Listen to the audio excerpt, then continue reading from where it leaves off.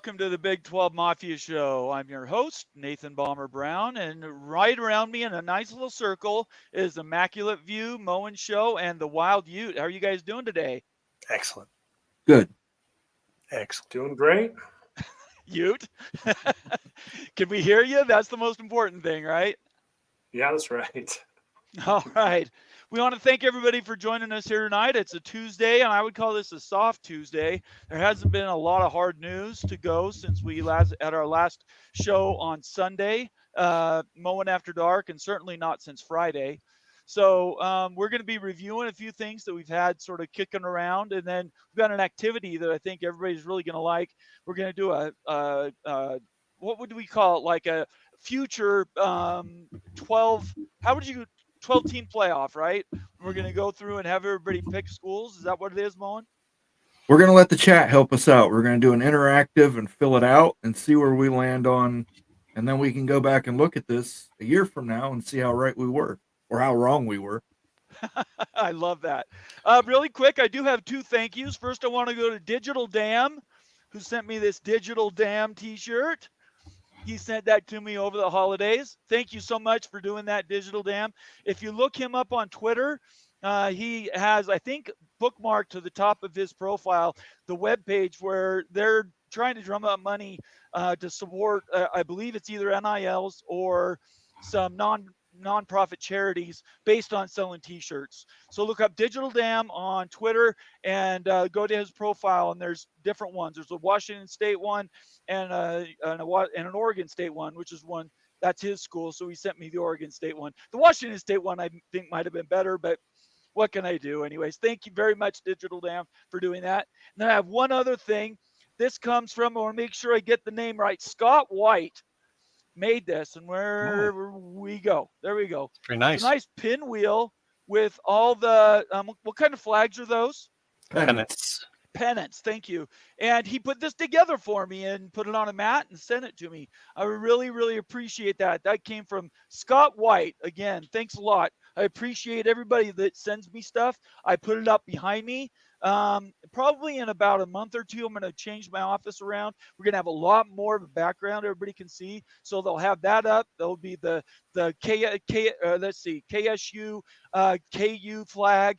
There's a lot of stuff I just don't have room to put up behind me. So that's coming. But I really want to say thank you very much to Digital Dam and to Scott White. All right. If you're new to the channel, please subscribe. Make sure you follow us all on Twitter. And then turn on your notifications. That way you know when our show's always running. And lastly, if you want to become a member of the Big 12 Mafia family, you know what? I don't have that movie anymore. So I'm going to just bring up the screen. I need to upload that. Remind me, Moen, to upload that movie so we can just put that in automatic. But here it is. This is what you do. You basically go to the Big 12 Mafia page, and there's this join button right in the middle. Click the join button. And you'll have several membership options. Soldier, Wise Guy, and Capo is the deepest one. Each one of them has separate features that come with it.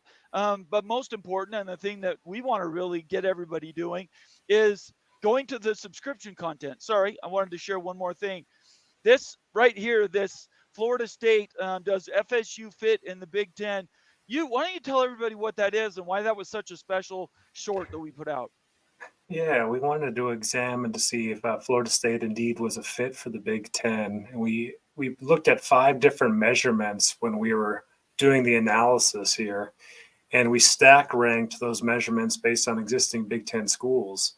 And so if anyone's seen that video before, we got pretty deep into some concepts here, like with the football history, brand value, and looking at Florida State to see really where they stack rank. And it turns out they stack rank really, really good. In the Big Ten. They're a pretty good fit based on the analysis, but I would encourage anybody that hasn't actually gone and watched that video to go do so, because hopefully you'll get some new nuggets outside of that. And in addition to that too, we've got a Clemson fit to the Big Ten video coming out. It's ready to go. We just need to record it and everything. We're going to do a little sneak peek later on during the show on some of the new measurements that we're applying to Clemson. We're going to use a lot of the same ones we use for Florida State, but a few more. So I hope you all enjoy it. the purpose of those shorts is you have access to them before. If you're a member of the channel, you have access to them. I believe, what is it? It's a week or 2 weeks, Moen? We're going to go to 2 weeks on the new exclusives. Okay, 2 weeks. The shorts last about 21 minutes, but we have people that have become members just for these shorts. So the first one we started with is this Florida State one. If you care at all about the Clemson one, watch Florida State, see how detailed it is, and then you'll understand what the power of the Clemson one would be. We encourage everybody to sign up. It's $3. It lasts a month, but you have access to all the features that we have that are sort of hidden behind a firewall, and we want to invite everybody to do that. All right. Well, let's quickly go around the horn. Immaculate, what are your beginning thoughts as we get into a Tuesday night this week? Well, a little known thing that happened today. The NLRB board was going in hard on USC, and we're talking about Southern California, not South Carolina. And it's safe to say they did not fare very well in that. So you could say maybe the hand has ticked 1 minute closer to midnight in terms of the situation of student athletes going to become employees. If the NLRB is going to fully push for that, that was basically they bullied around USC in their questioning today. So I thought that was interesting. And tomorrow we have the North Carolina situation coming. So things are still cooking. Kenneth Evans says USC was getting grilled hard. He's not wrong. Kenneth is right. It was brutal to watch some of the live tweeting from Amanda. I always get her name wrong. Chris Tavovich, I think, something like that. But she's with Front Office Sports, and she does an amazing job live tweeting these. Excellent. Ute, what's your top of mind as we go into this week? I think tomorrow we're looking at North Carolina. We talked about this last week, but the North Carolina government out there, what's going to be the deal? Are they going to put handcuffs on the UNC and make UNC basically go in tandem in a conference realignment move with NC State to protect the Wolfpack? Or what's that going to shake out like? Because that's going to reshape the thinking of realignment and what's possible and what's not. So really, tomorrow is big time in the state of North Carolina. Yeah. Go ahead. Did you want to say something? I was just saying, it's interesting now that you said that we just saw the ACC schedule coming out. We started to see some peeks into it, and for all the trouble, UNC, Florida State, and Clemson, they got some love on that scheduling, whereas schools like North Carolina State that turned their vote did not. Everyone else is having to heavily cover those Thursdays and Fridays, so kind of hard to tell what the hell is going on with the ACC nowadays. Before I turn some time over to Moen, I did want to get one other note out there, and that's about Jim Harbaugh. Let me bring up that article really quick so everybody can see it. This is Moen found this. This is on 3 Sports, and it says Jim Harbaugh and the Chargers are in striking distance of getting a deal done per report. Harbaugh could be bringing Michigan DC Jess Minter and his son Jay to Los Angeles as well. That's the latest report. Do you guys want to add anything to that report? I kind of think it's like the same. They've been saying this for 2 weeks, so I'm not shocked at all. I think that last part is probably the part that could put it over the top. Him being able to bring his son with him. I would say he's been actually negotiating that in all of his interviews. Right.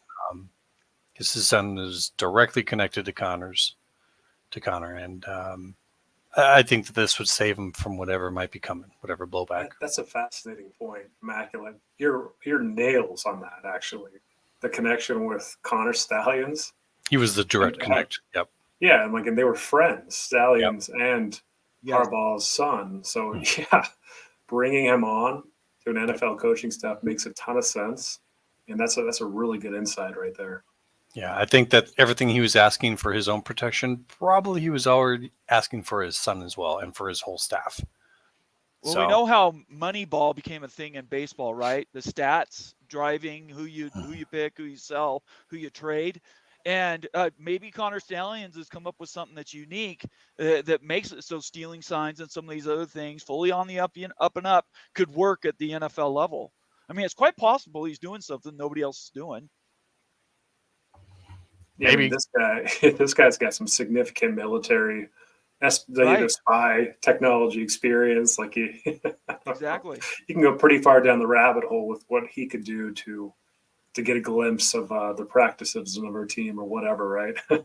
You know what his final goal is, though, in his manifesto?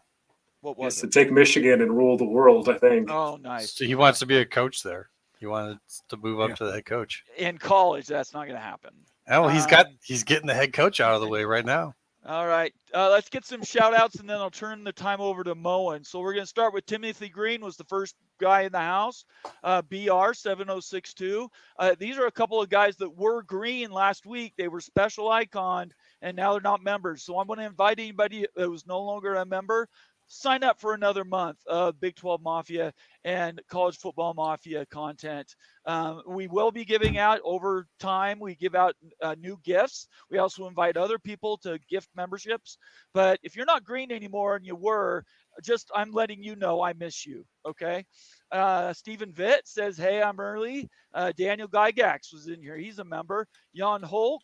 Let's see, Raider Vision, who's a member, says Texas and OU's basketball programs will be glad when they in the SEC next and easier league. Well, Big 12 is just incredible in basketball. So maybe they are looking forward to it. I don't know.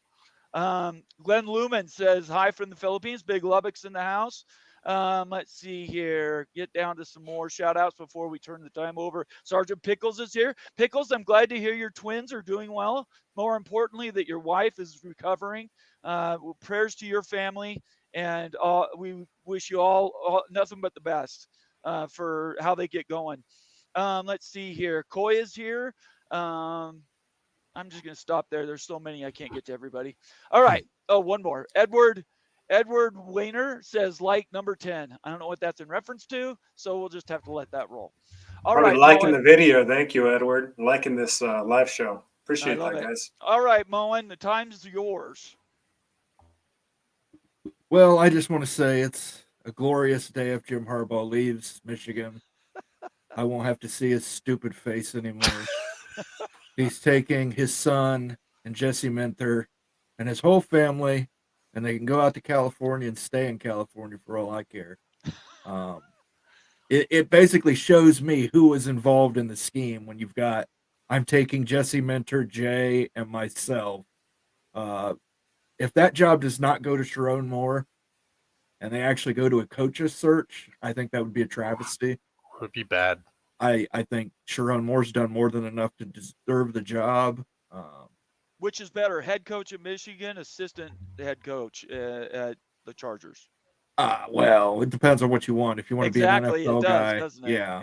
Yeah. But I don't think Sharon Moore has the experience to be. I don't think Jesse Minter has the experience to be a coach in the NFL. But I think these are the guys that we know could say something. Right. Or somehow, link to it. I heard these guys are all, they're all going to get show causes. This is This is the Pete Carroll shuffle. It's exactly what I was going to say. Is I saw something today that there's a rumor Chip Kelly wants to be the coach at the Seattle Seahawks, and he wants to bring Dan Quinn in as his co-coach and defensive coordinator. I thought that was interesting too. Anyway, all right. You want to talk about the 12-team playoff? Yes, we want to take a look here. I'm going to figure this out real quick. Share screen.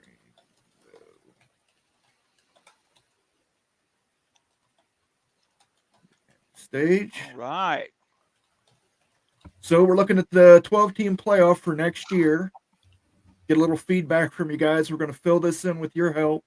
This will be the audience participation portion of it. So let's start off with number 1. I've got Ohio State at number 1. Who wants to put another candidate out there? Number 1. My vote for number 1 would be Georgia. Okay. Any other votes on number State. 1? Ohio State and Georgia. Okay.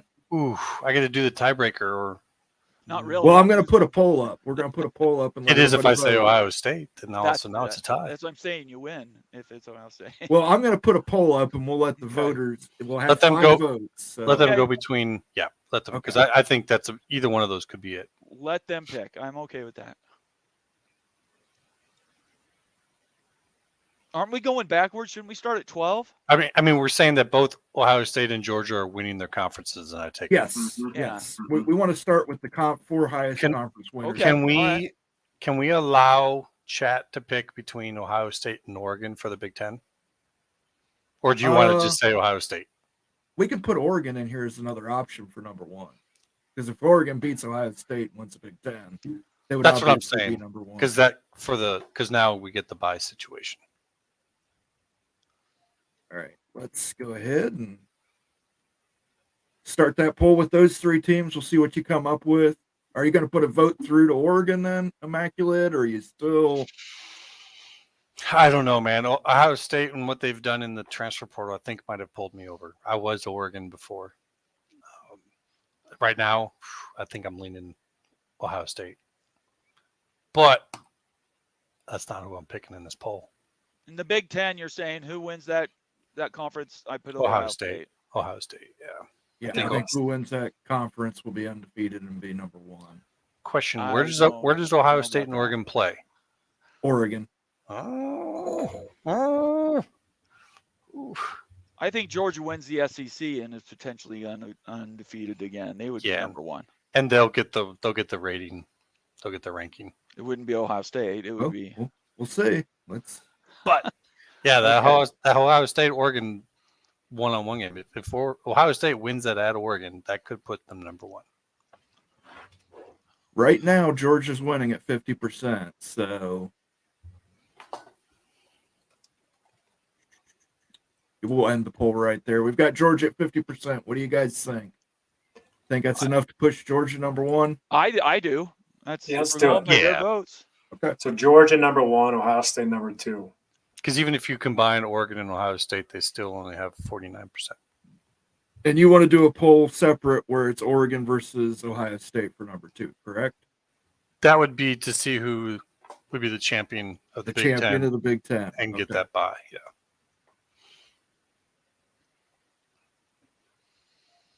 We can do the same thing for the Big 12 champ because I think the Big 12 champ is going to be in that top 4. Yep. Oh yeah, for sure. Mhm. Yeah. Any other option we want to put in there for the Big 10 champ? We think maybe USC has a year. No, USC's they're going to Yeah, I win think 5 games. Oregon or Ohio State. I think those are the 2 powers for next year. Yeah, I'll throw in Penn State. You know, It is interesting that the Ohio State's playing at Oregon. Mhm. I would lean Oregon if that's where they're playing. I think Ohio State's undefeated at Autzen, though. How many times have they played there? I think 3. They haven't played each other very much. I think it's like a 7-1 record. It's a tough place to win. Yeah. It's a very difficult place to win. It's a long trip. It's going to matter when the start time of that game What time of is. year There's is a it? lot. It's October, the second week of October. This sucks because we're picking 5-6 weeks into the season. Oregon could be 4-2. Yeah. So, I would default to Ohio State, but I'm telling you right now, that is not a pushover win. No. Yeah, no. Ohio not. State is running away with it. So Okay. All right. All right. Ohio We're gonna State's just- number 2. we're going to put Ohio State at number 2. Florida State Oh, is wow. at yeah, least they one did. more year going to be ACC. Do you want to do the ACC next or the Big 12? Because I Let's think do the AC. I think the ACC is a foregone conclusion, in my opinion. Yeah, the ACC, I would say Clemson is probably your favorite in the ACC. I don't think. I think Ooh. it's Florida State. Let's do a vote on that one. With I would DJU, Yeah, I would put Clemson, Florida State, Miami, and Louisville in on the vote just to give folks maybe a half wider of Florida State's defense just transferred over from Alabama. I do like adding Louisville in there. Louisville has shown that they can. It's Coach Brom. Got to give him a little love, man. He has turned that program from a middling team to a contender. Yeah, it's a good one to pull. Yeah, I think those are the 4 best in the ACC. Yeah. for sure. yeah. After Yeah. that, it's a drop. I don't think UNC is going to be in the running again. They get talked about a ton by ESPN, and then 2 to 3 losses every year. And Drake May's gone. Whew, For gonna be the tough. Big 12, you have to put Utah, you have to put Kansas State. I would like put that. Oklahoma State in there. Louisville's getting more love than Clemson. Let's see. And maybe Arizona still, if you want to throw Arizona. Arizona in there. Yeah. I think Arizona, just because Fafita stuck around. But we'll probably have to break some ties on that one because that's a lot of candidates to put in there. No, that's only 4. We only listed 4. Yeah. Let's see. I think Florida State is pretty much winning this 50%. I think Florida State's going to. Now the question is, who is number 3 and who is number 4? I think that the Big 12 champ's number 3 and the ACC champ's number 4. I would agree with that too. Yeah. Okay. Top to bottom, the Big 12 is much tougher conference. I mean, if we think that the ACC is the whole situation that happened this year, where there's actually something to it, I don't think that changes next year. I don't think that they're going to get voted over the Big 12, whom everyone has investment in. All right, let's come up with the 4 best candidates we can agree on for the Big 12. Because I want to put Kansas. So Utah, number 1. Yep. Then you got Oklahoma State, number 2. Then you've got Kansas. I think Kansas and K-State. I think those are actually top 4. I think Arizona's now out of the top 4, given the losses they've had. Yeah, it's tough to pick Arizona as with new coach, with everything going on there. I think they're just outside of the top 4 at this point in time. So I think that's an okay pick. I would maybe, for fun, throw Colorado in there instead as one of the 4. That's possible. Just imagine if CU ended up a 3 seed in the 12 team. That's what I do just for the fun of it. But I think that 4 is pretty good. We'll see. I like Kansas personally. Kansas is my pick to win it all next year. I am going to go.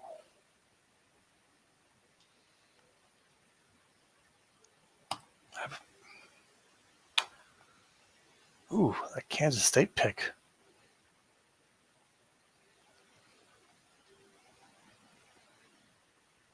Who's it going to be, Immaculate? It's pretty heavy voting right now. Utah and Kansas State are tied 39% right now. Dang. We need one more vote, folks, for Utah or Kansas State. we got another vote, and it wasn't for them. It was not for them. I'll stay Utah, so I'll push it to Utah. No. Oh, we're not voting. And I split. You and I totally voted. I didn't vote, so. All right, I'm ending it. The chat says Utah. Ute says Utah. I say Kansas. Who do you got, Nate? I said Oklahoma State and Kansas State. Okay. So. And Immaculate, you're thinking what? I think Utah. I thought we were voting in the poll. I voted for Utah. Okay. I think Oklahoma State's going to be very good. If Utah's the number 3 seed next year, I'm going to just be so joyous, happy over here, guys. Seriously, this is a beautiful thing just to look at this. Number 3, Utah. Also, what Daniel Gygax in the chat saying West Virginia, I think they're another sleeper. Another sleeper beyond that probably going to eat my words on, but I'm just going to say it anyways, and that's Arizona State. And no, Arizona State? Mm-hmm. He had one hell of a recruiting class, and he's also done pretty good in transfer portal. I'm telling you, Dillingham, if it's not next year, definitely 3rd year, he's going to be in the running. I think what we're figuring out here is that literally there are 7 teams that could win the whole thing. I got to remember to clip him saying that ASU is going to surprise people. Yeah, I go. Grab it. Immaculate's hot take. It would surprise me. Telling you, Dillingham is a coach that I would go play for. Like if I was at that age. Everybody needs to understand that Immaculate lives in. I live in Scottsdale. There's Scottsdale, sorry. So which is just up the road from it. That school. Yes. So that's why he's voting that. Yeah, it's not like I didn't go there. I don't have any connection to it. Only reason why I really want them to do well is because it's good for business here locally. But just seeing what they're doing and what's going on there, I think people are going to be surprised in a year or two. Okay. Now here comes a big question, guys. Are we going to run this on a 5-7 model? I think that's what we should do. Yes. Only one G5. So, Yes. who do we have as a non-conference that we can slot in there at number 5? Boise State. Yep. Boise State, 100%. You want to rank them as number 5? Yeah. No, if I want to rank them as 12. they're the 12 overall. G5 rep. Okay, I you want to think- rank them as number 12. Okay. 12 They're overall. Boise State should get that slot, Yeah. given what they've got coming. They're in. the Not G5 Nelson. pick. So on a 5-7, they get number 5. That's what I meant. Any other candidates you want to put out there? Liberty. Okay. Memphis, Liberty Biberty. Liberty lost their I know. They'll reload. quarterback.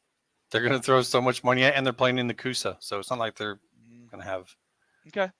I think it's Boise State, but Yeah, oh yeah. I mean, I think Boise State would be a better team, but I just think it's just not fair what Liberty's going through in that conference.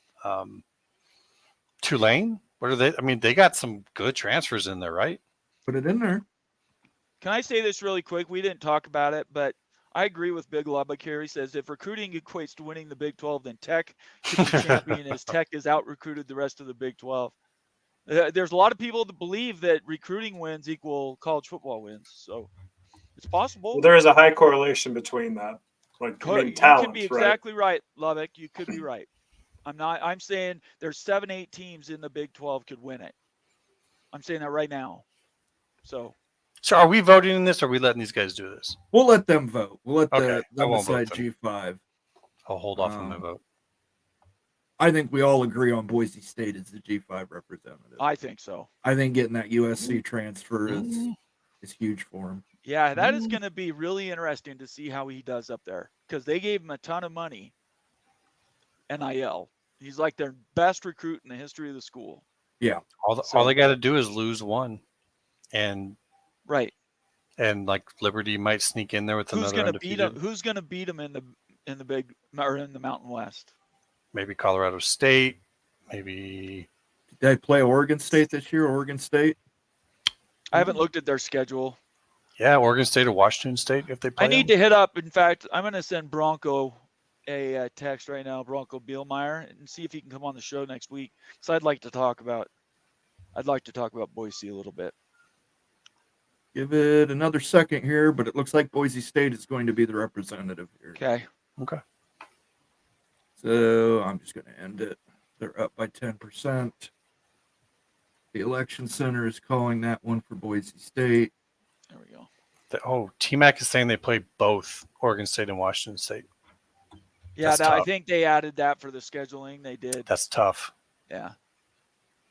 All right. Who's the number one non-conference or I number think we one? already hashed this one out. based Alabama. on- I think it's Oregon. I think it's Oregon. Okay. Because Oregon, we were talking about being right there with Ohio State for the winner of the Big Ten. What- I think I the would Big say about- the same thing with Alabama and Georgia, though. I would say I- Texas in there too, guys. Yeah, I'm not necessarily even saying Alabama's number 2 in the SEC. I'm agreeing on Oregon, but Texas is who I would say from the SEC.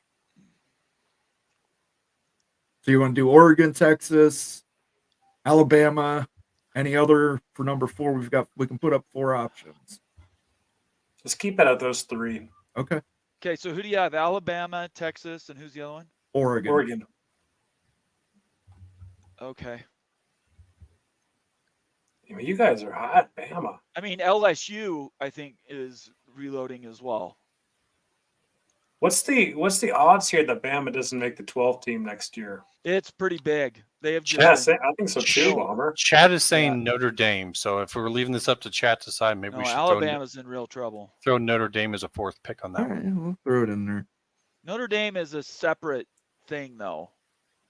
This is They don't play. This is at large. This is No, an no. What I'm at-large saying bid. is, if you look at the competition, Notre Dame is going to get dinged for not being in the Big Ten or the SEC by schedule.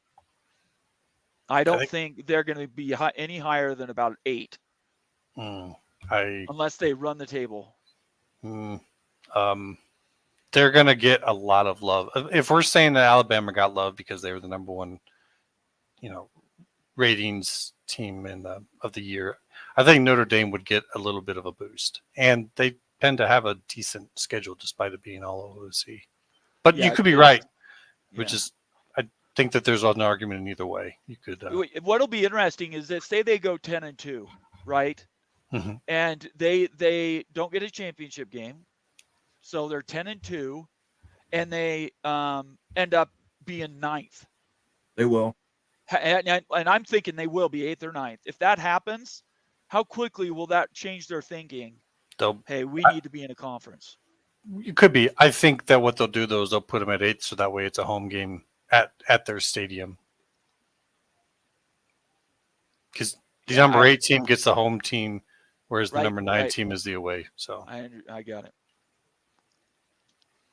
Yeah, lots of love for Texas, I think. All right, stick them in, Texas. I think that's who I would go with, too. I think Texas is really, they're bringing a lot of people back. They're getting recruits from Alabama. That's an interesting matchup. Boise versus Texas. Oh. So I guess here's a comment from Sergeant Pickles. He says they really need to start using BCS or Massey ratings for this. That committee is hot trash. Well, Take away the disagree. subjective, right? Remove the subjective. Great comment. So I think number 6, we're going to go with Oregon. Could I say something on that, though? Like on the BCS was proven to be subjective as well. It comes down to initial rankings, where everyone gets placed early. That tends to focus where the computer continues to analyze and set things up. So you really have to get your initial rankings right with the BCS, and that's why they moved away from it. I'm all about playing on the field, so I agree with that, getting away from the committee, but I think we have to get it onto the field with, conference playoff system or something else, because BCS was already kind of proven to be faulty. Wait a second. Plus, the BCS favored the team that blow out another team. If you won 100-0, you get people up. Yeah. Yeah, you just get absolutely bonus points, and so that was happening a bunch. T-Mac says Boise State plays Oregon, Oregon State, and Wazoo. They play both of those? That's rough. They're not making it through that. If they have to play, all right, that changes my vote then about Boise State. Yeah, but I mean, Tulane has the easier path.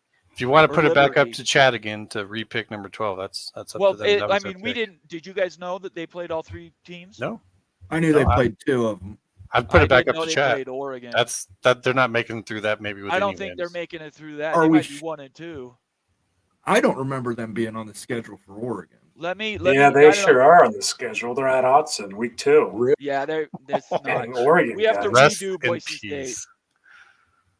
Yeah, I don't think they're going to get through that. I'll favor Boise State over Oregon State and Wazoo, but not. I will, but not Oregon. Yeah, but I don't think it'll be held against them losing to Oregon. Well, it depends. If they get beat up all to hell by Oregon and then have to play some of these other schools that you go to Wyoming and it's like brass knuckle fight. All I'm saying is it's Oregon will beat you up. Oregon State will beat you up, and I think that will hurt the rest of their schedule. Anyway, we can leave them if you want, but I can put it back up or with Tulane, but I don't know any other G5 school, I think. Well, Liberty. Mafia said Liberty. I would say Tulane, but yeah, someone Liberty else lost in the chat was the saying poll. Tulane. Yeah, Liberty lost the poll pretty bad the first time. You could change it out with Tulane. I think that we're good with Boise, guys. Okay. Boise is going to have a really talented quarterback, proven system and stuff. Okay. I think they're going to surprise some folks. They're going to eat that loss at Oregon, though. They might really be able to run the table after. And Oregon State and Washington State are both home games for Boise State. And those aren't conference games either. They're going to Autzen, and that could be a loss. But, I mean, that, like you're saying, like that's not a loss that completely runs you out. But I was thinking if they go to Oregon State, that's a tough place to play. Yes, it is. But it's at home, so they might have playing on that blue field. They have like superpowers on the blue field. So next question is, what conference gets number 7? But why do you ask conference? Who would be the next best school? Right. Either. So do we think it I might would be the say- runner-up of the Big 12, or do we think that they overlooked the runner-up of the Big 12 to Oh put in no, the Big SEC 12 is or- not getting 7. No Okay. No, I chance. think I think you're looking at an 8-9 for the Big 12 Okay. second. I think I mean- that you're looking here at Penn State, Notre Dame, or Ole Miss. Probably Ole Miss. Oh, Ole we Miss haven't is even gonna be thrown good, Ole Miss. too. And we're still got to look at Alabama. I mean, Alabama's just lost so many I players. think Ole mean, Miss is going to be better than Alabama this year. So I take. I agree. Yeah, I I think think Ole- Alabama's going to take a big step I back. think the Ole Miss is the number 3 team in the SEC this year. What I'm seeing here I by agree. looking at this, we need to be a 16-team playoff. Yeah. There's dude. too many teams that are going to get left out. They need in 2026. Let's start the march now. We got to go to 16 teams. It's just a Or- massive. Look at these buys. I mean, If these you have a buys 6-team would be so conference big. playoffs, you cover every team out of the conference that you'd want. Right? I mean that is another way to go. I I don't know that that's the solution though, because I the thing about the conference playoff thing I don't like is you're staying in region. Mhm. You're not No. playing across. Not really, So- because both the Big 12 and the Big 10 are now coast to coast, so there's not No, it's regional. not. I'm talking about you're not playing from a Big 12 to a Big 10 team. You're only playing within your conference. Correct. I don't think that gives you the best 4 schools at the end Why not? They would have gone through. because they 3 don't games play. to get there. They don't play across conference like this playoff does. That's why. But they're also, by going to a 16, you're getting rid of buys, which I don't think the conferences want to do. They're going to want Okay. to. So I'm just saying, like, the logistics of going to a 16, while you're adding 4 more, it gets rid of some of the logistics that it seems they want to have in. So that's the only reason why I was saying that. All right. Who do we We're got gonna here? we're gonna end this poll. Ole Miss is running away with it. Really? Okay. Yeah. Jackson Dart. No, I like Ole Miss. I think they're going to Mhm. be I good. do I just too. don't know in comparison. Yeah, I do too. So number 8, we're thinking the Big 12 runner-up. I think Maybe it's Notre Dame, Penn State. I think Notre Dame, Penn State, 8-9 Oklahoma matchup makes State. sense. Yeah, I It all like. depends what their records are. I think he's right. I think I would probably look at a Notre Dame, Penn State in there, and then 10 and 11, you'd probably grab a couple Big 12 teams. I'm gonna I put think a- the lowest you go Big 12 is 9. Yeah, I'm Man. gonna put Oklahoma State in here because I think I think they're going to be good. they're going to be the runner-up in the Big 12. So I am going to put them in there. How in the world is this going to work, guys? Are we just going to look at like the top 10 teams right at this point in time? Pretty Like, much, yeah. Oklahoma State. Do you really think they're going to end up at number 8 in the country or 9 in the country as a runner-up? Sure. They're bringing I back just a don't lot of see that at all. starters. Yeah. Oh. Well, I mean, you could make the same argument that if that's the case, the conference wasn't that strong and Utah shouldn't be on the bye. You Well, can't have it there's- both ways. I mean, you have to get a bye or else Boise State gets a bye. No, you're Like, not if hearing you're- what I'm saying is if the conference is that far down that your second team isn't 9, then really what does that say about the Utah team? Maybe Well, they'll be 4th then. It could Sure. also be such parity across the board that you're not getting clear-cut teams standing out. Like this team's beating this team, but then losing to that team beating. So you're getting these triangles of wins and losses to where you might have your next team have 2 losses or 3 losses, but they're still a great team. So they might come in at a 10, 11, or a 9 or whatever and win and move through, because even though their ranking or their record and ranking was lower, they're actually a tougher tested team. But Whoever the second best team in the Big 12 should be 9. You guys, I don't know if the Big 12 is even going to get 2 teams in the playoff. should we be I'm giving serious spots about to that. conferences, or should we just like take a team from each No, you conference? take you take the let champions, chat then the pick best them, teams because what after do that. we- That's how it's going to work. But the Right. Big Your 12 runner-ups I just- are going to be more than likely your better teams. Yeah, I agree with that. You can't have it, in my opinion, you can't have it both ways. The conference can't be strong enough to have your champion be the 3rd best team. At the same time, the conference weak enough that their second best team isn't 9. I don't think it works that way. If that's the way it Well- works, then Utah loses 2 games in conference. They won't be picked as the second team. Does that I mean, make it's, sense? I think- it's not necessarily saying that Utah is the third best team. They're getting that spot because they win the conference. I Yes. understand how that Right. works. So But by it, if that's the argument, then flip Utah and Florida State. Well, we haven't even put a second Oh, ACC I see what you're team saying. in that. You see what I'm I mean, saying? If the no, I do. conference I is do. I see weak, what you're saying now. So if the Big 12 is the third best conference, there should be no other ACC school in there until you put another Big 12 second team in. Because you're saying that conference is stronger. Or the team's stronger. It's just like a juggernaut within the Big 12 or the ACC. I think Maybe that's 3-4. yeah, We can we don't have flip to get- 3 and we don't 4, have to go guys. deep It into this doesn't. right now, but Yeah, it I doesn't think make a the second difference. team- It's for It's those just guys. kind of a I mean, visual for yeah, folks. to it's look just at a here. visual. So We got can a flip super those. chat here from Sergeant Pickles, $1.99. It says 16 teams with WildUte's favorite rule. G5 gets number 8. All right. Thank you, Pickles. Thank you, Appreciate that, Pickles. Can you imagine that if they had a playoff game at Boise State?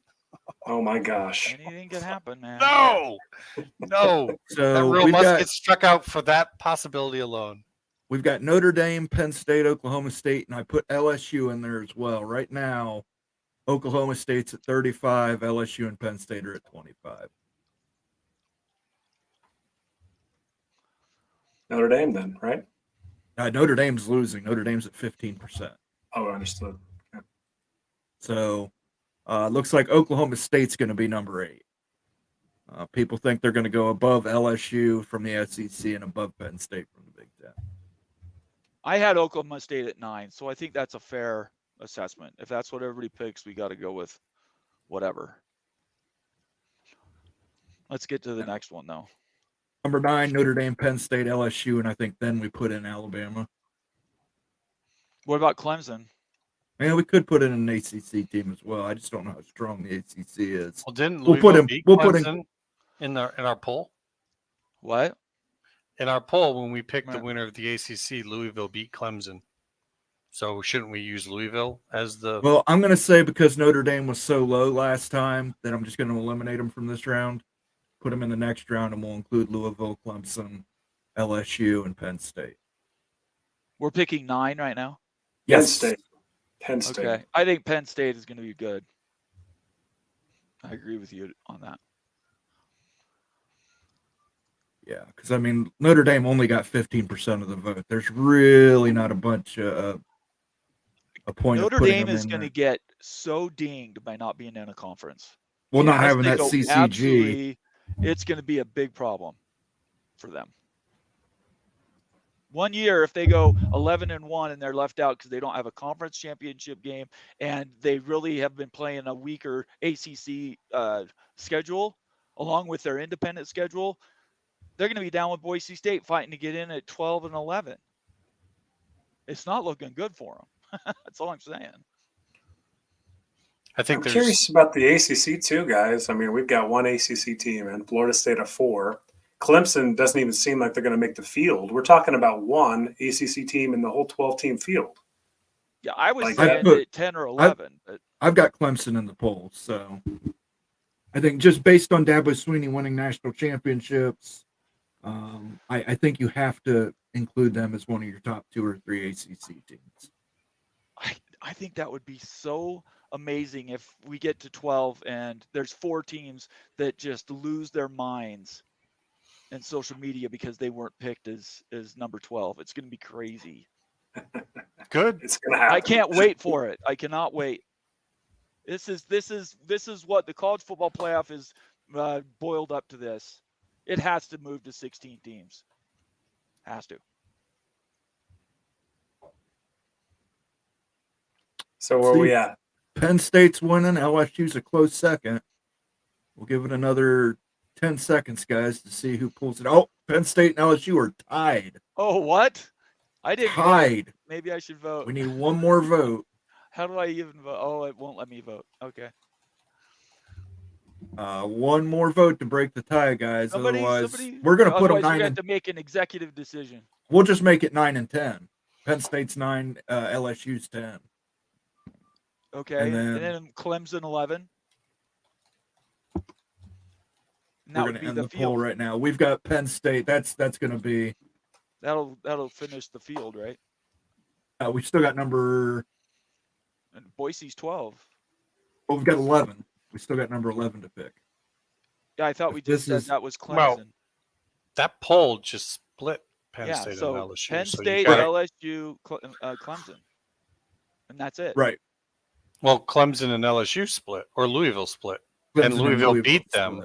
Louisville beat them in the previous poll. Okay, so let's do a head-to-head. Only those two schools, Louisville, Clemson. Let's do one more vote, and whoever wins that gets the 11th. Notre Dame's out of the field. And right? Notre Dame doesn't get it. I'll allow it. You know, it's funny. It's one of those. What is it called? It's It called. won't happen. It It won't won't happen. happen. Their It's a- brand is going to be enough that they'll put them in there. It's but- a quiet bias, right? It's an unconscious bias that something like that would happen. Did we start this saying for sure Notre Dame wasn't going to be in? No, but because they're not in a conference, that bias is going to hurt them. I agree with you, really Bomber. think. I really do. Like in this new world, It could. there's It no depends, leverage. They it have depends no upon how the leverage. conference championships go. What if like the lesser teams in the conference championships lose or win, Right. and it pops down the teams who are at the top down, and Notre Dame say has like a 1-loss year. I could see them sneaking up pretty high. Okay. It could go both I'm ways. bringing up Notre Dame's schedule. Just give me 1 second, because I want to share this with everybody. As soon as we're done with this vote, we're going to go through each one of these games. We got to examine the resume right here. Yep, this is what we're going to do. Okay. Can Hold I on a interrupt second. your? I'm gonna end the poll real quick, and Okay, then I'll okay. stop sharing. Louisville beat Clemson. People think Did they? Louisville. Okay. Yes, they did. All One right. of the things about Clemson is they completely whiffed on everything they went for in the transfer portal. Everything. Really? Complete whiff. Uh-oh. So Lost it. I think they're still on a march downwards. All right, here we go. All right, let me get the right page up. What the heck? Sorry, I closed the link. I apologize. That's all Clemson right. Whiffed on all the transfers. I was actually one of my good buddies is a Clemson diehard alum from Clemson, and he was talking about the soul of Clemson and how like Right. Dabo's recruiting and everything, the struggle with NIL at Clemson and fundraising NIL at Clemson too, and that's half the reason why Dabo's acting the way he is with NIL. It's because the collectives aren't great, strong at Clemson, so he's kind of fighting the whole notion of that, and it's kind of the struggle for the soul over there at Clemson and what they're going to be. All right, let's take a look here, and I'll make it bigger if you guys don't mind disappearing for a second. All right, so let's just count wins really quick. Texas A&M Win. at Texas A&M. Texas A&M. Win. Loss. I think they could lose that, but let's vote really quick. I think they could lose Win it. or loss? Lose? Loss. Loss. Okay, let's do a loss. Okay. Remember NIU Huskies is a win. Purdue is a win. Miami of Ohio. We'll just give the G5s win. So they're 3-1 through 4. Louisville. There's the playing game, guys. There's the playing game that we're That talking is about. literally Louisville and Notre Dame. If we're talking about Louisville. Whoever wins that game, basically. I Okay. think, yeah. That's at Notre Dame. I'm giving them a win on that. Okay. Yeah, I'm giving Notre Dame a win. Okay. So now we're 3-2. All right. Georgia Three. Tech. They've only lost No, one. one. Wait, are you saying Notre Dame wins or loses to Louisville? Notre Dame beats Louisville, so So one they're loss so far to take. 4 Okay, and they're 1. 4-1. Okay. Stanford. That's a win. 5-1. Georgia Tech. Win. I mean, this is Georgia Tech, man. These got they win that. Wait, this is making our point for us, though. Navy. Win. Soft schedule. Florida State loss. Loss. Virginia is a Win. toss-up. Okay, fine. And USC. I'm giving Loss. them the win. Okay, I so think they lose. they've got 3 or 4 losses, and they have not one marquee win. How can you put them in a 12-team playoff? But Louisville would be their marquee win, and I'll tell you how you put them in because of money. Unfortunately, their brand, they want Notre Dame, and trust me, I don't want Notre Dame in. I want Notre Dame as far away as I can, but I've just seen years of Notre Dame getting unfair rankings based on the fact they're Notre Dame. But maybe this year breaks all that, Moen. Maybe. Maybe this year they walk away from it. Maybe they pull an upset against Florida State. You know, That would be a marquee win. yeah, crazier things have happened. If you're 9-3 and you beat Louisville and Florida State, I think you're in the top 12. But if you lose either of those games, and you have maybe another squeak by win, say it's Virginia, I do not see them making the field at 8-4 or a week 9-3. Yeah, we have to see how everything else shakes out first. Do you want to bring your 12 up again so everybody can see where we ended? That was fun, guys. We'll have to do this again. I'm really curious on Louisville. We got to check out Louisville's schedule. I want to see that. We know I they play can do Notre that Dame. really quick. Let me look them up. Just a second. So that's where we've ended. We've ended with Moment's two doing that. Big 12 teams, Utah and Oklahoma State. Let's see here. We've got 1, 2, 3. Look at this. LSU and Ole Miss play each other. Four SEC teams, 3 Big 10 teams, 2 ACC teams, and a G5. Yep. You know, interesting. What if, say, LSU was to move one spot and we got them wrong by one spot and they were actually number 9? And what if Ole Miss, we were off by one spot and they moved to number 8? And so Oklahoma State's 7, Penn State's 10. Ole Miss and LSU would be playing each other for a chance to go against Georgia. I mean, we're talking like basically you could see situations like that happen to where it's a conference straight through. Yeah, it's a possibility. I don't think the SEC would allow that to happen, but I think their commissioners would do everything. Their representatives on the selection committee would do everything to make sure that didn't happen. Maybe. And that's the other thing too. There's going to be politics in these decisions. It's not a BCS system. It's humans. Especially because that first week has those home games. Yes. All right. That's going to get so political. Let me share this really quick. I'll so stop everybody can sharing this. see. Hold on. Or just you don't have to make it. You don't have to disconnect those, Moen. Just take them away from the stage. We can switch back and forth off stage. Let me make this big so everybody can see it. So this is Louisville's schedule.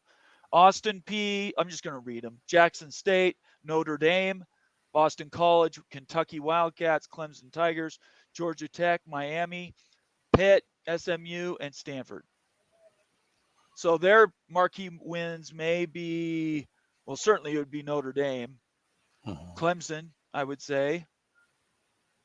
At Clemson. Maybe Miami.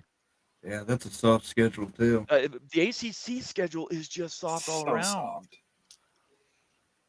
ACC might only get one team in. If Notre Dame's in, I almost guarantee you they'll only get one team in. They might. They're playing Jacksonville State early on. That's upset alert. There you go. I'd love to hear that. That's great. Jacksonville State was no joke this year. All right, so Moen, walk us through what we came up with here. Well, we got Georgia number 1 overall, Ohio State number 2, Florida State's representing the ACC, and Utah is who we came up with winning the Big 12. First round matchups, you would have Penn State at Oklahoma State, Boise State at Texas. That'll be a fun one. Louisville at Oregon, and LSU at Ole Miss in what is likely to be a rematch. So let's go ahead and call it. Who do we think would win between Penn State and Oklahoma State?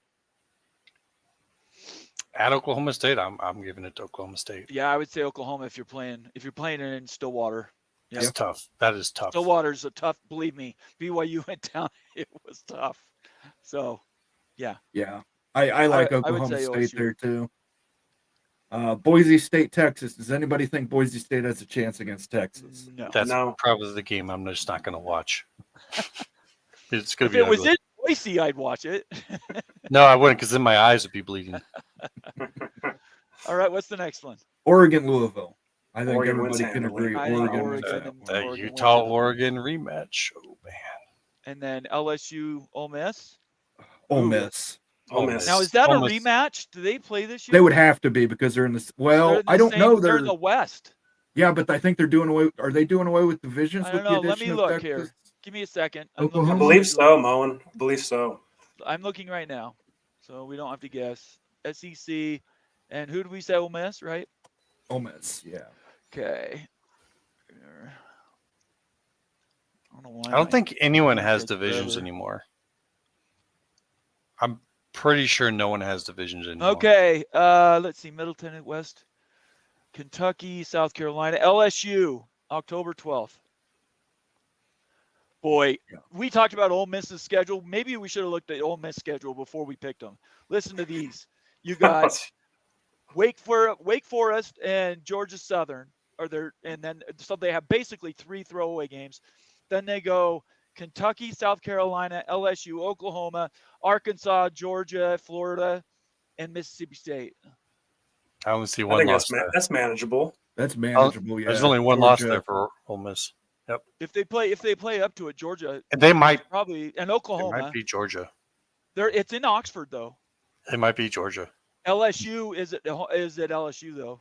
That I game see could put 3 Ole Miss in potential number one. losses. Because Or if Ole it Miss could- or it if could Ole get Miss them can win out. that Georgia game, they could win out, go undefeated, go into the SEC championship against somebody else, You go or Gaines- maybe Georgia again. you go Replica Gainesville. brought another great one up in chat. Missouri, guys. Missouri could sneak in here Yeah, we haven't Uh, even talked about them. ahead of an ACC team. So this is what I would like everybody to know. First of all, I'm seeing some people arguing and chat and stuff. For one thing, guys, this is just for fun. Yeah. Right? This- We haven't gone in and done comparative schedules. We have an entire off season to dive into some of these details and look at really what we could do is actually take these 12 teams, look at their schedules and see how wrong we were on them. Maybe Florida State has 5 losses and we just haven't seen it on their schedule. But we won't know until we do a deep dive. So just have fun with this. We're just guessing. Yeah, it's a way too early, guys. It's a way too early. Yep. Nobody's played a snap. This is just an exercise to show how messy this is going to be. People thought that this is going to solve a lot of problems. It's also going to Right. create a lot of problems. Absolutely true. Really quick, since we're on it, let me check Southeastern Conference. Let me check Missouri really quick here. So we've got so far, while you're checking that, so we've got Yeah. Oklahoma State advancing so far, playing Georgia Yeah. next round. We've got Texas playing at Florida State, Oregon playing at Utah, and Well, no, Ole those Miss aren't playing those at aren't Wisconsin. home games. Those are bowls. Those will be bowl Bowls. games. You know what? Missouri could do something. They go Murray State, Buffalo, Boston College, Vanderbilt. They have a bye. Then it's Texas A&M, UMass, Auburn, Alabama. They have 2 bye weeks. Oklahoma, South Carolina, and Mississippi State. Dang, that is soft for the SEC. In Arkansas. Finishes with Arkansas. They could go 11-1. As someone in chat pointed out, though, they had all 3 of their defensive coaches taken by LSU, and that was the Oh. heart of that team last year was their defense. Boy, that is a soft schedule, though, boys. Boy, it's gonna get fun next year, ain't it? It is going to be amazing. Missouri. Boy, oh boy. Are we sure that the second round's at bowl games, guys? Because there's Yeah. 4 rounds of Yes. this sucker. No, the only home It's- games are the first 4. Yeah, There's the first 12 round are the home games. There's 12 bowls involved with this now. This was so that way they'd stop switching back and forth. This is basically killing all the rest of the bowls because the Right. top 12 bowls are now part of this, or top whatever. The ones that are involved with this now, all the ones that used to be every other year, it's now every year. There's no more contracts with conferences. Let's Daniel Gygax had a good comment a little bit earlier. I tagged it. He says, as long as the CFP has special rules for Notre Dame and NBC cutting a rather large check, Notre Dame isn't joining a football conference. Daniel, the one thing I would disagree on that is they know the tide is changing out in the world right now, and Notre Dame is not getting the favorable coverage that they used to get. So I would just say that yes, they'll continue to have that favored place, and maybe they don't get a bye, but if they lose 3 games, they might be out of the playoff. And if they do that 2 years in a row, people are going to forget who Notre Dame is. I promise you. That's how much this changes the world. I don't know if people forget who they are, but it definitely will weaken their perception. I have a hard time seeing them being left out if there's any way to have them in. Now, if they lose some games that cut them out, but then that's how it goes. But from what I saw, from how they picked this year's, there's certain favorites, certain things that are good for business, and having Notre Dame in there is good for business, and having a home game at South Bend as a playoff game, that's also good for business. So they're going to get any kind of benefit that they can get, but if they get themselves knocked out, then they'll be knocked out. Edward Weiner has a great comment here. He's a member. He says it would be cool to get Phil Steele give input on what teams Big 12 Mafia top 12 before season starts. So one, I would love Phil Steele. I would love to get a hold of him and have him on the show. That would be fantastic. I'll put him on the list to ask. So I thank you, Edward, for that suggestion. And I want to just let everybody know we're going to be doing some fun stuff in the preseason during the summer. We're all going to pick. We're going to go through and we're going to create sort of playoff brackets like we did with the football bowl series. We'll do some stuff that everybody can put their opinions in, and then we'll see who's right at the end. It'll be a lot of fun. You guys want to add anything to that comment? I think it's a good comment. Who's the one team that's like the most you're most unsure of that we chosen in this 12-team field? Let me bring it back up. A few of them. So which ones are really on the cusp here? Which ones do you feel comfortable with? Boise State. I think Boise State just because of their schedule. I'm thinking we made a mistake not putting Missouri in here, which is nuts because we already have 4 SEC teams in the field. Yeah, but who would you take out? No, You'd have to take out Louisville. You'd have to take out Louisville. I think you'd have to take out. I'm just going to say it. I mean, I think that if they're in, then you're knocking out an SEC team. I think you're taking out LSU. Yeah, I agree with you, Mac. I think LSU's out. You trade. Missouri's in. Trade. But yeah. I mean, because that's the thing. Like, man, like as much as people talk about getting 4 teams from that conference and that conference, I don't know. That's tough when you see these teams start to beat each other out. Plus, with them losing all those defensive coaches, that is what kept Missouri in those games. That is what got them wins. It was not outstanding offensive play. It was their defense was nails tough. That's why LSU went and just took them. So I think that Missouri team's probably taking a step back. I would also say that the way they're going to structure these games, they're going to, if there's a rematch, they're going to change the seedings around. Yeah.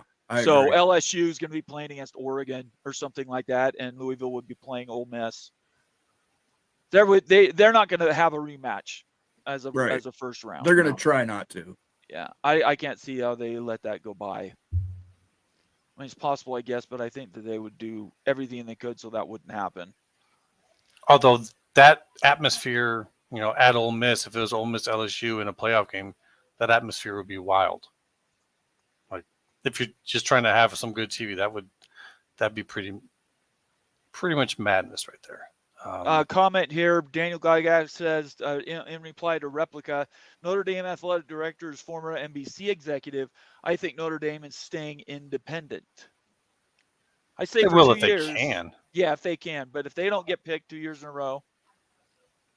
I think they're set to stay through 29, but I think the unfolding of consolidation and what's coming up, I think that's going to make kind of an inevitable choice for them to either do something, build up something that they want with the ACC, or to jump into the Big Ten. Right now, I would say they would, if they were going to get a 9-3 Notre Dame team in, they would kick out Louisville. That would be my opinion. I would just say this is the iceberg that Notre Dame's facing. They either hit it and sink, or they steer around it. This is going to be the nail in the coffin for Notre Dame's maintaining independence. Eventually, it'll become untenable. Along with the Big Ten moving to 10 conference games, it'll be untenable for them to schedule and have a decent. Because, I mean, look, if you take USC off of their schedule every year, that's a massive hit to their schedule that they've got to fill with an ACC team or something like that that's just not going to be the same caliber as a USC. I think the big story here is something that we're not touching upon, and that's that Alabama is not in our top 12. They've lost too much. They I put know. a I decimal. it's not that I disagree with it. Right. I'm just saying that's what has happened with the loss of Saban. Alabama, if they didn't lose Saban, come on, they're in this Yeah. up high. But it's an entirely different reality in Tuscaloosa right now. I think it's kind of crazy that Notre Dame's never going to be a top 5 seed or even a 4 seed. You know, they're Right. going to have a first round bye in this Right. new world. Mhm. Like, no matter how good they are, right? They could be the number 1 team in the nation. They still would not have a top 4 seed. Isn't that everybody's understanding? Unless they change the rules. They can't be in the top 4 because they can't. Yeah, Be a right now conference that's the way it's champion. written. They're not So- a conference champion. And then but- one of the other 8 spots is for G5. So there's only 7 spots that they're able to get into. Because just like in the NFL playoffs, having a first round bye is such a big advantage injury wise. Like, these are brutal matchups, right? Yeah. We're getting deep in the season and everything. I mean, these first round buys are gold, absolutely gold. So I just have a hard time seeing Notre Dame live with that for year after year. Here's a good question. I think we can answer this between the 4 of us. Edward Wayner says, can the group pick 3 teams, 1, 2, and 3, that could bust the 12 teams chosen by the Big 12 Mafia poll? And he says USC, Alabama, and Kansas. And boy, oh boy, I will agree with you, Alabama and Kansas. My 3rd team would probably be, well, off this list, Missouri. Yeah, that's what I was going to say. If I if would, we're those would be including my Missouri. 3. Yeah. Well, I'm saying Clemson. I'm saying Okay. Kansas State and Missouri. I'm saying the same thing except swap Kansas State for Kansas. I would. That's a really good question. And there's other teams we're not even talking about. Michigan State, who knows what happens with them? We don't know what's going to happen with Washington. We don't, there's a flyer that possibly The UCLA national down- champion, Michigan. Michigan's not even on the list. Why- They just won a and national none of championship. Nebraska y'all could are come out of realizing- nowhere. like Iowa. Iowa had the 133rd ranked offense in Yeah, the country. yeah, And all they have to do is have just a mediocre offense. yes. Their entire defense, besides Dijon, is coming back. And they've picked up some guys. They picked up a brand new offensive lineman. I think Iowa could sneak in there. I mean, if you look at who they're playing, by Washington falling apart, that was a team I had them losing to. And I don't think they're losing to them now. So, there's going to be there's things like that could sneak in and surprise people. So, Is that Washington game at Washington or at Nope. Kinnick? at Kinnick. Okay. Yeah, I'd Um, probably give it to him at Kinnick. I think Kansas is definitely one to take a look at for that. Texas Tech could be better. TCU, what if they come back TCU around? could have a bounce back year. We don't know what's going to happen with Arizona State. BYU's had the best recruiting class it's ever had this year. Not to say they're totally back, but they're going to be improved. The Big 12 Wisconsin by and far, Nebraska. top to bottom, is going Yeah. to be. My the prediction strongest. is every one of these picks will be in the wrong slot by the time this comes Yeah. around, guys. This is way too early. This is just a fun exercise. Right. Don't take it too seriously, guys. When Ole Miss is number 1 and Ohio State is number 12, we don't know what's going to happen here. So Replica says Miami, Colorado, and Tennessee. Tennessee's a good one. Tennessee could Mhm. bounce back. I think we say that every year about Tennessee and Florida. Well, Yeah, that's but always true. Tennessee and Florida. Tennessee's quarterback looks really good. I was actually shocked by him. He looks better than the quarterback that they just lost. So Tennessee could sneak into this. Colorado, if they can get their high school recruiting done, I think they could be tough. But they don't seem to recruit kids out of high school. Miami, Sorry. failure. Sorry, you're good. No, go ahead. I was going to say Miami just kind of underwhelming every year. They never quite perform to the standard that they should. That nightlife. Well, and you're playing in a rented stadium with no fans. Like, you have no home benefit advantage. Daniel Gygax says West Virginia went 9-4 and return a lot. West Virginia is another team. Like I said, the Big 12 could go 7-8 deep. Yeah. For the top 2 schools. And that could help And- it or that could hurt it. Yeah, Right. exactly, Immaculate. That's possible. my thoughts too. So if you're 7 or 8 deep and stuff, how many losses does each Yep. team eat? That's exactly And if right. here's the thing that we have to think about. Whereas like the Pac in the Big 12, a lot of teams have ended up in the 15 to 25 range in the polls, guys. Like if you're sitting at 15 or 16, you're out. Right. Now. That's the thing. Like you need teams to actually just have 1 or 2 losses over the season. You can't eat 3 losses and get in the playoff. Agreed. So I think that the parity is not a help here at all for the Big 12 or the ACC, because I think you're wrong if anyone thinks that the SEC is going to get less than 4 teams in the playoff every year. Yep. SEC is going to get 4 teams in the playoff. That's a third of the field. The Big 10 is going to get a minimum of 3, maybe 4. That's 2/3 of the field. And then you're looking at a couple spots to share amongst the ACC and Big 12. I think that's kind of the reality here and stuff. So you need some teams to really show out just with 1 loss, because I'm not sure like a runner-up Big 12 or ACC team that's sitting at 16 is going to get in the field. I think it's important to stress that this is why we talk about the Big 12 cannibalizing the ACC. It's just for this reason. So Yeah. you can guarantee more than 1 team in the playoff every year at 12 teams. You 100%. you get rid of that conference and you make it a 3+1. So they may get 1 team in every year. That would mean the Big 12 is getting that other slot, because I agree with you. I think Yeah, I think that you're right on, Bomber. It's just another reason to go attack the ACC and pull over teams. Whatever they can do. Survival of the fittest. It is seriously Lord of the Flies right now. There's no doubt. That's why I think it needs to be 16 teams. Oh. You were saying something, Immaculate. What were you going to say? I was going to say, I mean, the way we figured this out, I mean, that's basically what you got. You've got 4 SEC teams. You've got 3 Big 10. You've got 2 Big 12, and you've got 2 ACC. Yep. And then 1 G5. Like 1 G5, that's it. I mean, I don't know. I don't know if you're really expecting more of that, if you really need more than that. I think that's fine. I mean, even as a Big 12, I don't think that looks bad on the Big 12 if they have, tremendous competition across the board, and we see that all year long, and that leads to 2 schools getting in rather than 3. I don't think that means that's bad for the Big 12, and that's really not like a whole lot of money lost. It's just, it's just what it is. Well, we're part of 2 Big 12 schools, and we would rather have a 3 and 1. Sure, so. I get it. I'm just saying it's not a bad look. No, I think we're not talking about that. And I think it could go the other way, where you could get 3 Big 12 teams. If you just have to get those schools to come through that gauntlet and stand out, and that can be a difference of 3 points in the game. It doesn't mean those teams just look so much better than everyone else. So it's going to be a toss-up, and you could see the SEC cannibalize itself. You could see the Big 10 cannibalize itself. It's my opinion. It's not guaranteed. This is just perception right now. We'll see on that after the first year. And I am a bit jaded too, Immaculate, because like being in the Pac-12 for so long, how many years were the Pac left out of the playoff?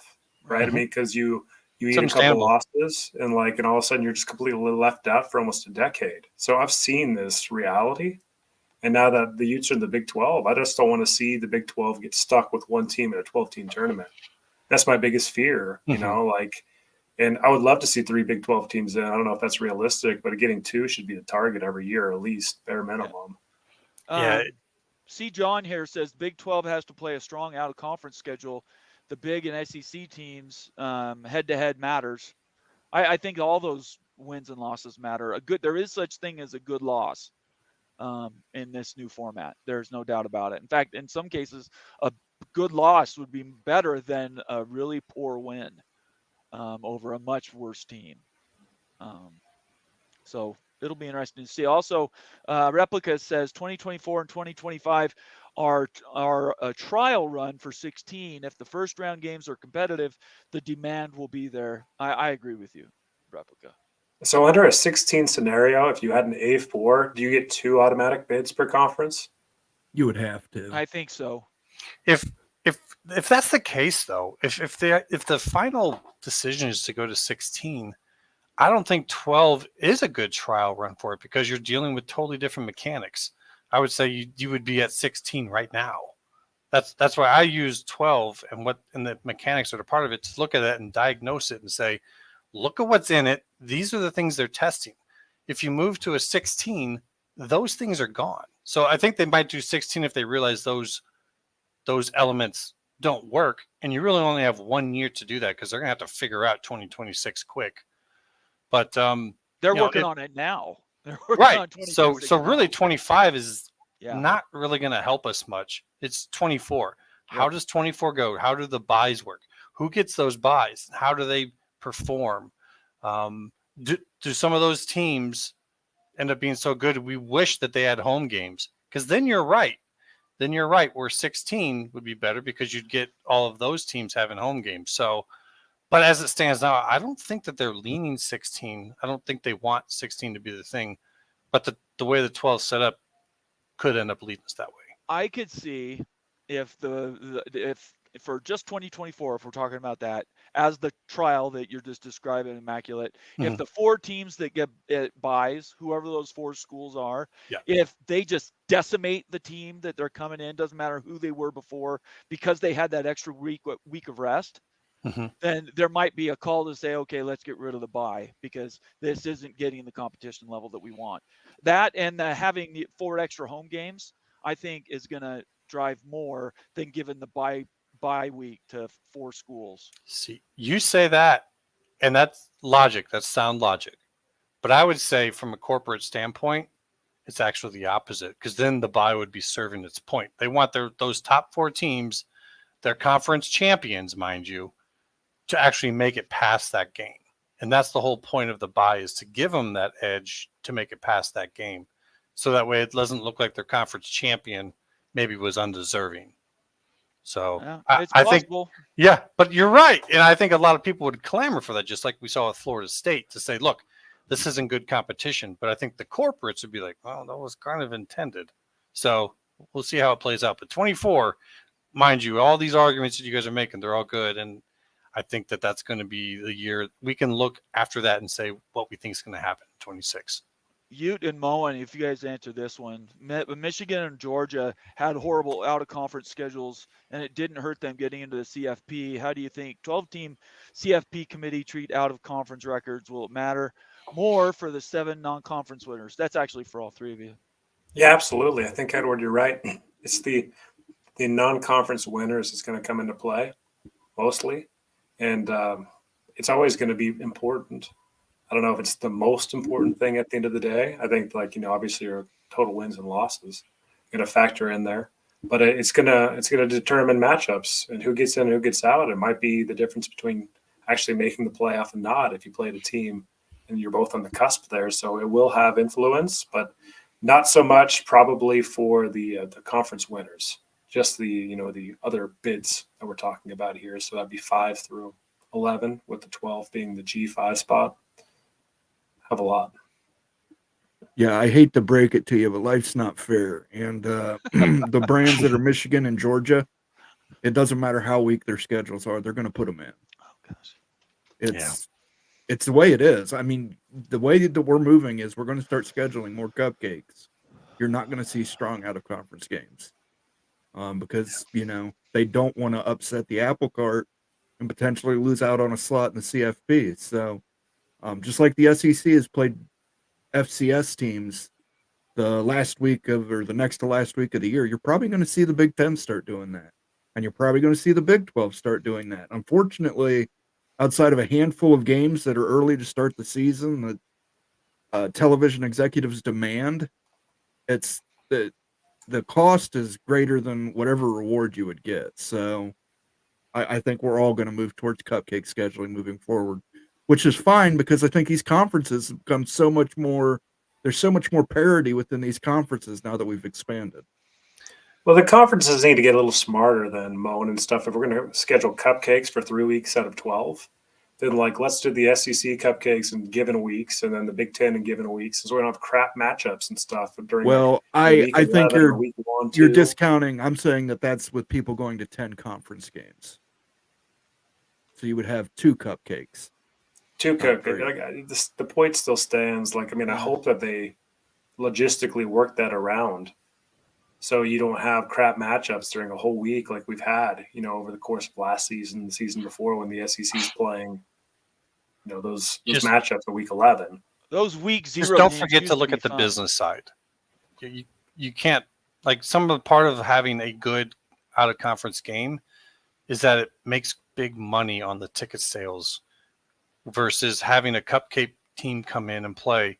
Those tickets end up being sold at rock bottom prices. I mean, this is a lot of money for the athletic departments, and they decide these games. Like Alabama, they scheduled Texas back in the day when Texas was not doing well. They thought it was going to give them a good big win and have huge ticket sales there for that game.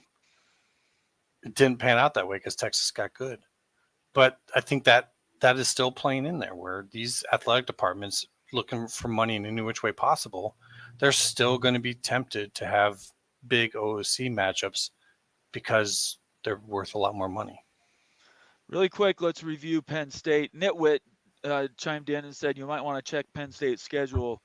West Virginia is always a toss-up game. Bowling Green is a win. Kent State is a win. Illinois is a win. UCLA is a win. USC, I'm going to say that's a win. Although that's in LA, so depends how good USC is. Wisconsin, what do you guys think about Wisconsin? Wisconsin might have something this year. That's one of those that's up in the air. You might lean Penn State, but at Randall and with Wisconsin, if Fickle has his team much better put together, that could be a trouble for Penn State. Ohio State, tough. Washington. That's going to be a tough one for Ohio State because that's going to be a night game and that's going to be a whiteout game. Washington, but we don't know how. Oh, there's a note that just came across. Will Rogers is staying, not transferring to Ohio State, staying at UW. Per Pete Hamill. That just came out. I want to give who just posted that in the chat. Somebody just posted that. I want to give credit for whoever said it. Let's see. Newsflash: Edward Weiner. Edward Weiner said it. Yeah, I think you're confusing Will Rogers with Will Howard. Oh, yeah, right. Will Rogers was UW. You're right. I was. You're right. I apologize. You're right. I was confusing him. Minnesota, Maryland, and then the Big Ten championship. Purdue. I don't know. I think Penn State could still. I think, yeah. 10-2. Yeah. I think that's. Yeah. I think you got some things on the like USC where you look at that and you go, that's tough. But I think that USC team just got ripped apart by transfers, just gutted. And I don't think that's. We might still see their coach. USC is going to get absolutely ramrodded in the trenches. Happened last year. Utah's done it to them for years. Yes. When they're playing Penn State, they're going to get so dominated in the trenches. Dude, Penn State forget USC and UCLA. They're just not there yet. Penn State defense, that defense is for real. That is maybe the toughest like linebacker core, D-back core that's in the Big Ten. Yeah, Steve-O makes a good point. 14 teams, they have 2 byes. LSU, the SEC has 2 byes. Big 12, 1 bye. ACC, 1 bye. Why? That disparity is just. What byes are we talking about? Byes during the regular season. Yeah, Penn State has 2 byes. How's that even possible? Well, I'll show you. They play at week 0? Let me show you. So don't look at this one. That's in April. It starts August 31st. September, October 19th. They have 2 byes because how many conference games? Is it 8 conference game moment? Yeah, I think every Big Ten team has 2 byes. Yeah, that's what I think it is too. So does the SEC. Well, what's about the Big 12? How is that possible? Because they play more conference games. Well, they're all playing the same amount of games, though. Yeah, we're all playing 12 games. I think it's just because you might be looking at these and they have like week 1 or week 0 games, and so that stands there I'm not looking at anything. What I'm saying is every Big Ten team we've looked at tonight has had 2 Yeah, buys. look at a Big 12 team. I think you'll see they have 2 buys. Big 12, BYU does not have 2 buys. Utah does not have 2 buys. Yeah, pull up the Ute All schedule. right, I'm gonna look. I'll bring it I up don't- right now. I don't even think that's It NCAA must be possible. week 0. Playing in week Let's 0. see. Where are we at? Where's Utah?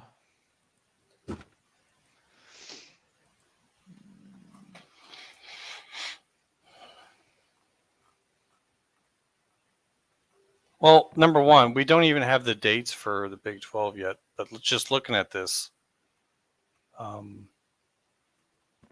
That's true. They don't have the date. They're supposed to be yeah, coming we out don't next we don't even month. have the dates, so they can't But really I say know when this these year are at. BYU. Well, I know for a fact this last year BYU only every Big 12 It's- team only had 1 bye. They still only play 12 games though. Like you can't play more than that. That's NCAA mandated. So they're still Yeah, going to have the same number of I'm weeks just off. saying that, but they don't. Yes, they do. BYU had 1 week, had only 1 bye week. Are you doing? You playing Hawaii? No, we played Utah State or whoever it is. We played on a Friday, and then we had a bye week, and then we came back and played. After that was after we got beat by Kansas. All I'm saying is BYU only had 1 bye week. That's something to pay attention to. TCU only has 1 bye week last year. Last year, but that was before you added 4 teams. We're gonna find out since we can't see it since they haven't released their schedule yet. You play on the We'll find out. 31st and you play on the 6th. So you Okay. play in those early weeks. All I'm saying is 2 bye weeks. That's all I was saying. All right. Well, guys, I think we've beat this thing up pretty well. Let's just sort of do some wrap-ups here for tonight. A great conversation in the comment section tonight. There's some stuff that we assumed and we went in and did research and found out that we were wrong about. I'm sure there's more that you guys are going to find after watching this video. Be like, wait a second, they said this happened and it's really not. Don't take anything to heart, okay? We're doing the best we can, but this is just a fun exercise. I don't want anybody taking it personal. Maybe you want to say anything on the way out? Yeah, Bomber, will you check your DM real quick? I want to show a slide here on the Clemson. Oh yeah, you bet. I on the forgot about Clemson that. analysis, Absolutely. guys. So Yep, took a give look me at 1 Clemson. second. Let me Clemson to bring it the up. Big Ten here. So that's the next video that's going to come out for our members here over the next Okay. week here. Planning on recording that sometime soon. The analysis is all done, but I wanted to show you, based on a Here we go. conversation with the panel out here. There you go. There we go. Okay, so there's a new consideration right now in the realignment model that we're taking a look at, and it's the market size, and that information's available through Nielsen, is a rating agency for DMAs, and that's a designated market area. And so when pulled DMA information actually for all of the Big Ten schools plus Clemson, to take a look at really where Clemson stack ranks in a DMA compared to your median Big Ten school, which is actually the Big Ten school at number 10 right there. That's Washington. You can see a bar right next to Washington at 10. That's showing the median level right there. But this is stack ranking all the Big Ten institutions. And so obviously now we all can visually see why Rutgers was selected for the Big Ten, because the New York City market is the biggest DMA. And also, ta-da, right? But The only thing Rutgers will be number 1 at. Y'all figured it out. It was our little secret. Damn it. Yeah, the Rutgers. Yeah, I mean they scored well in this category, but nothing else really in the whole That's what modeling. they of what we're doing Bring your here. market and nothing else. Win That's nothing whack. else. But I think this is nice too, because you look at the map too, and like in just distance wise, where Clemson kind of stacks up versus the traditional Big Ten, and now with the new reach and everything with Washington, Oregon, and the LA schools. But yeah, Clemson's media market's the Spartanburg market. That's their designated market area, the DMA. And that stacks out at 16 of 19 total. Really? And yeah, I mean, you can see 16. Clemson right there highlighted to the left there. I mean, so the market they bring, strictly market. We're not talking brand here, just like the eyeballs in the Spartanburg area would be 16th in the Big Ten. So Wow. it just speaks to Clemson is in a smaller DMA, smaller than your median in the Big Ten here. And that's one of the considerations that's going into the model. We've added a few since the last Florida State video that is just going to hone us in a little bit more, make our analysis more accurate, because it's important to media companies. It's important for the Big Ten universities and making these decisions too. And there's also a notion here. So again, this information was pulled off Nielsen and through Sports Media Watch, and Sports Media Watch actually designated all of the DMA numbers for each one of these schools. And that's what I took for the analysis. But I would like Mo, and if you wouldn't mind, to talk about a concept that isn't applied here, but it's relevant when you're talking about markets and DMAs. And that's a notion called market bleed. Mo, do you mind jumping in? Yeah, that a media bleed is basically where you bleed from your original market. So you see Clemson on here, their main market is Spartanburg, but they're going to draw eyeballs in Atlanta, Georgia. They bleed over into other markets. So you have to keep that in mind. It's, Nielsen wants to put it in a box, but it's really much more of an oval where it all kind of spills out. And it just kind of, you've got your concentrated where your key market is, but then think of it fading out from that. And that's what you see here, because you see where he's got the Clemson paw, it's taken up. Clemson gets into the Atlanta market. Clemson gets into the Columbia, South Carolina market. Clemson gets into parts of North Carolina, Tennessee. It's a small market, but they have media bleed, which bleeds into other markets. There's a question here, from Will Reed. He says, aren't markets, quote unquote, dead? It's about actual eyeballs now, I thought. No, you're right on here, Will. I don't know if they're dead, but they're less significant than they used to be. They used to be incredibly significant back when Rutgers got an invite to the Big Ten because of their media market, as you can see here. Because when you made a cable subscription, you'd get credit for that as the Big Ten conference. Through subscriptions and everything that went into you buying Comcast in New York City. I mean, Rutgers kind of got a piece of that and brought it to the Big Ten.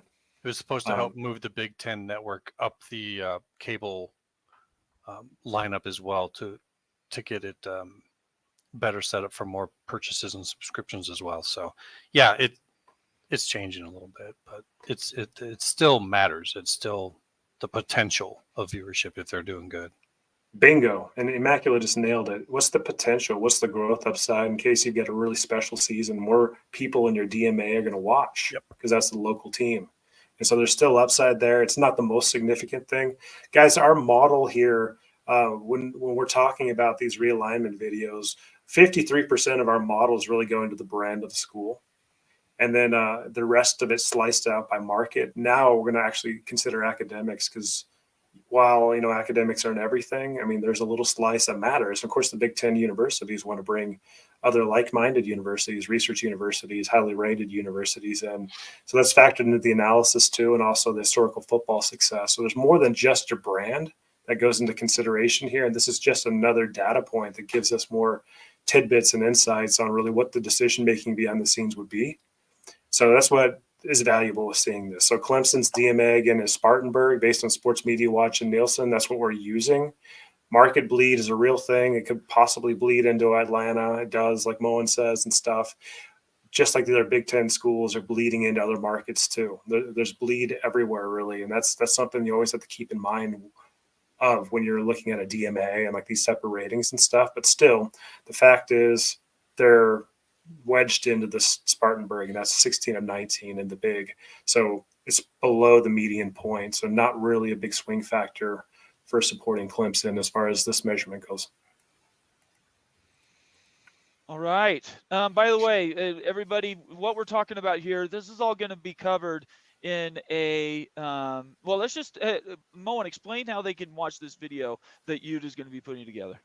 Yeah, we're going to be putting this together. This is part of Ute's ongoing series, WildUte University, where we take a look. And I just want to give praise to WildUte here because his algorithm that he has come up with, it is quite impressive, the amount of stats and data points and analytics that go into it that describe how we get to where we get to.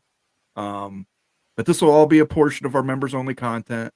You'll be able to become a member of the Big 12 Mafia. You'll be able to see it day one when it comes out. For everybody else, it'll probably be about 2 weeks later we make it public for general consumption. So if you want to see the full video once we record it, become a member of the Big Ten Mafia, you can do that. I will go ahead, or the Big 12 Mafia, excuse me. I will go ahead. They've been member in the chat. So can everybody follow knows, this is what that link. the chat actually looks like. It's WildUte University. Does FSU fit in the Big 12, or sorry, Big 10? And then that's how it shows up here in our video section. This was behind a firewall that only members could see. So we really encourage everybody to sign up so they can see all the videos that show up in the background. Ute's going to have his out tomorrow. You think? I think over the next couple of days we'll record it out and stuff. We'll get it to members in this week, Okay. sometime over the next few days. Go ahead. But it's pretty revealing. I'll be honest with you guys. Going through these, and keep this in mind too, everybody. So, yeah. So it's not like this is absolute, but guess what? Like if I'm a Big Ten president, then I'm looking for someone completing analysis like this, maybe with the same data, maybe it's a little bit different data to make my decisioning, right? So that's something that you got to consider too. Like this is analysis that is happening to make decisions, right? So, I mean, it's something you need to consider and look at and make your own thoughts on it too. And remember, folks, different conferences are going to look at these different. Like you're going to have all these different metrics laid out, and you're going to weigh some heavier than others, and you're going to come up with your final rankings. But I think that those final rankings are going to matter differently per conference. That the market there for Clemson, is the Big 12 even going to give a damn about that? Or are they just going to want to, grab that big brand that's going to bring people in the good games and matchups? Whereas the Big 10, they might look at that pretty closely. Or the SEC might say, we're already in that's a zero for us. So it varies per school. So when folks are looking at that and kind of taking a shot, that remember that's part of a full presentation that WildUte is putting forward, and that's just one statistic in it. Yep. Moen, did you want to clean up? Yeah, I just just for anybody who wants to view that first, become a member. You can see the instructions right there in the chat. We have membership starting at $2.99 a month. After 2 weeks, we'll go ahead and we'll make it general to the general public. But we want to save that first look for our members who support the channel and help us keep the lights on here. So by all means, I suggest you become a member because WildUte has put several hours of work into this. This is not slap hazardly put together. There's lots of data points, lots of analytics that Ute's taken into account to put these together for you. And I think after this one, we're going to do Miami. Is that right, WildUte? We'll take Miami, and then we'll do North Carolina and Georgia Tech. Those are on the docket. And Okay. it's not just the data points that we're looking at. It's like the thinking about why this matters too. Why this matter? Why does this data point matter? What really identifies a brand? Through all the conversations we've had over in this channel for the last, almost a year, 10 months, with Bob Thompson, with other professionals, with our kind of group in here that pay attention to this, know a lot about this. We've tweaked this to the best of our ability to be the best model that we can. Like it's not predicting anything, but it's giving you insights on why that decision is being made. And in particular, are you doing just a comparison right now for the Big Ten? Right, like there's and so for folks who are looking at that and seeing that, remember if you're interested in Clemson, he might put up an entirely different setup and statistics if it was for the Big 12 or for the SEC. So just to kind of give people an idea of what this is specifically showing and who it's tailor-made for. All right. Anything else you guys want to get out? Love you guys. Love you guys. Okay. That's great. I want everybody to have a great night. Thanks for being here tonight on a Tuesday edition. We're going to have our next show is going to be tomorrow night at 8 Eastern. And I don't know who's going to be there. I'm working on some guests. Maybe we can get some then, or maybe we'll just do a Q&A. Whatever it is, we invite you guys to be here and to be with us. Other than that, guys, I just want to say thank you for the viewers that have been tuning in tonight. If you're new to the channel, make sure you subscribe, follow us all on Twitter, and then turn on your notifications so you know when our next show is going to be on. Other than that, we will talk to you soon. See you tomorrow night, and peace be out. We'll see ya.